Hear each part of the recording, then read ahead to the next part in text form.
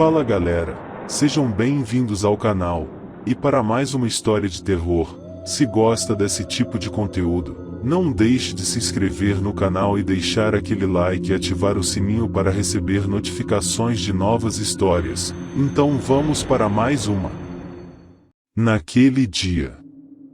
Gostaria de começar falando que desde que saí de casa, aos 15 anos, por mais influências de amigos, passei a usar drogas. Usava maconha para relaxar e viajar, cocaína e êxtase em festas e sempre acompanhado de muita bebida, de preferência, as mais baratas e fortes.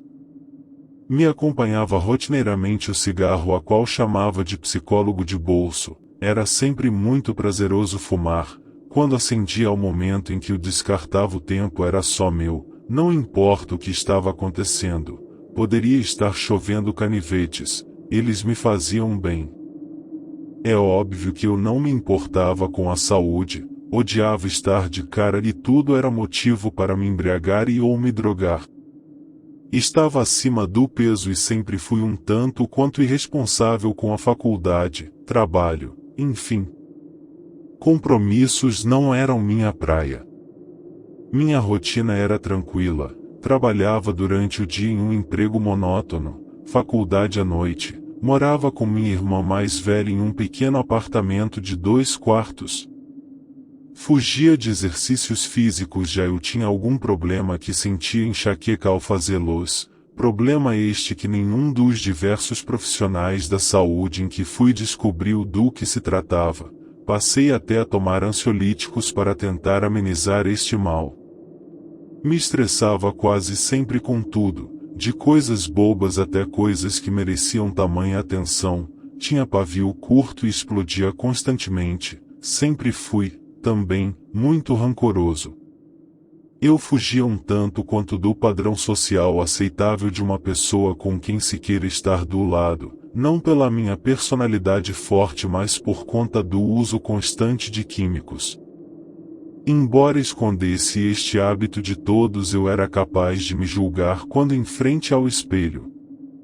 Tive uma família maravilhosa, unida, que emanavam amor e companheirismo. Não éramos ricos, mas das coisas boas que não são tangíveis tínhamos de sobra, caso esteja se perguntando o caminho que me levou a fazer o que fazia.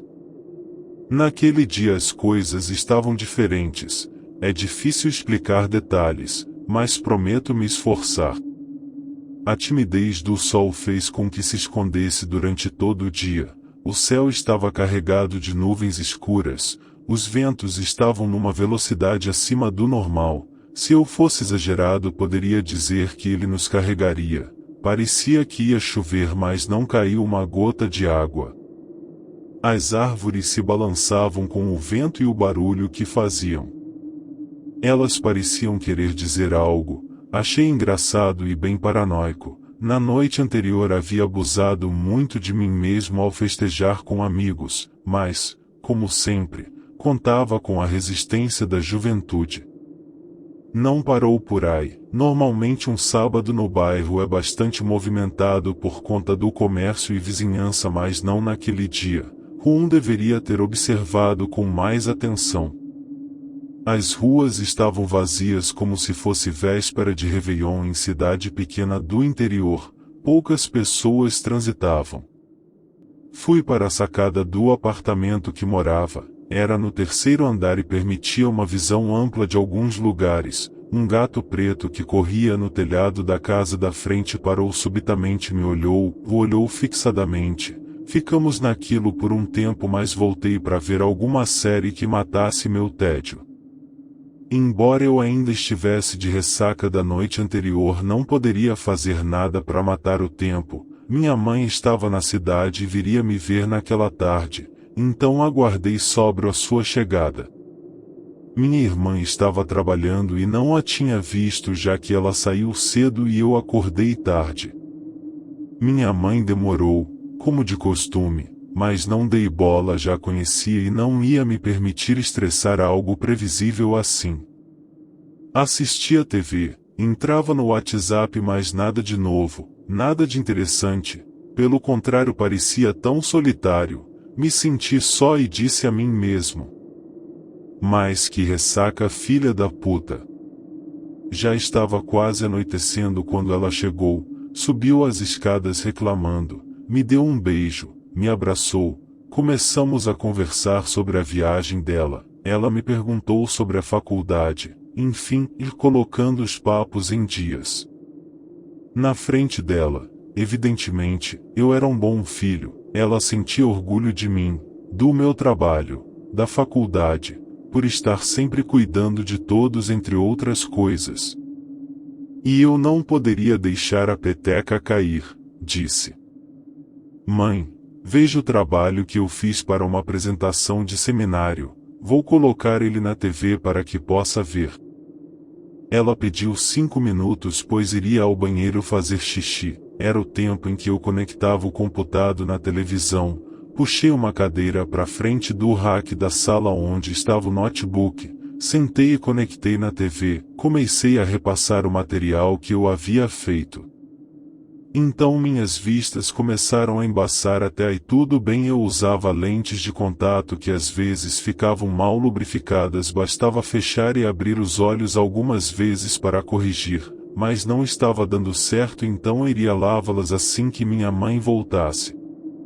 Ainda sentado senti um calafrio, um vento forte entrou pela sacada e atravessou todo o apartamento indo embora pela porta de entrada, que dava acesso às escadas, na qual minha mãe havia deixado aberta ao entrar. As cortinas balançaram e subiram com o vento, tocou em um vaso de flores que caiu no tapete e rachou mais sem fazer muito barulho. Minha mãe, ouvindo o barulho, disse: filho, o que houve? Eu cerrei os dentes, minhas mãos estavam tremendo e eu só conseguia ouvir o som do meu coração. Senti um sono terrível, então coloquei o braço esquerdo sobre o rack, apoiei a cabeça sobre eles e fechei os olhos por um instante. Segundos depois abri os olhos novamente, não entendi o que tinha acontecido, vi o jarro rachado sobre o tapete, observando a demora da minha mãe no banheiro levantei e fui encontrar com ela. Notei que do lado de fora estava muito escuro. Já estava escurecendo, então só liguei a luz da sala e fui ao encontro dela. Mãe, que demora, vem logo ver. Percorri o apartamento que parecia mais longo do que o normal e, para tudo isso, ainda colocava a culpa na ressaca. Quando cheguei ao banheiro a vi sentada no sanitário terminando de fazer xixi e disse: Mãe. Ela continuou a fazer xixi, fingiu que eu não estava ali, pegou papel higiênico para se limpar. Eu fiquei estático, ela me ignorava sem razões, então chamei novamente impaciente com a possível brincadeira, mas com medo de não ser. Mãe, tá me ouvindo? Ela continuou a ignorar, se levantou, vestiu a calça, deu descarga e foi em direção à pia. Meus olhos pareciam me enganar, me senti aterrorizado, tudo estava se encaixando e enfim estava entendendo o que havia acontecido. Em passos curtos e lentos eu dei as costas a ela e segui em direção à sala de TV, apertava minhas mãos frias e úmidas tentando não acreditar no que havia acontecido, toquei nas paredes, tudo parecia tangível, procurava me convencer do contrário até que vi, quando olhei para trás, eu não estava projetando a minha própria sombra. Arregalei os olhos, minhas pernas tremendo quase não obedeciam aos meus comandos, minha boca estava seca e sentia que nenhuma quantidade de água poderia saciar a minha sede. Foi somente quando eu cheguei na sala que finalmente acreditei, lá estava eu, ainda estava sentado na cadeira, em frente ao rack, deitado sobre meu braço com os olhos arregalados e sem cor. O vaso de flores estava intacto sobre a mesa, ele não havia caído e rachado, o gato negro estava na sacada, lambendo as próprias patas e olhando fixadamente a mim. Ouvi sussurros, pessoas conversando, passos, não entendi o que diziam, não sabia o que fazer. Queria que estivesse somente sonhando, mas era a fria realidade, meu coração havia parado. Num instante todas as luzes se apagaram e, aos poucos, foram ligando novamente. Primeiro a da sala em que estava, a do corredor da porta de entrada, as luzes das escadarias ligaram como se o sensor tivesse detectado o movimento, e assim sucessivamente, uma atrás da outra.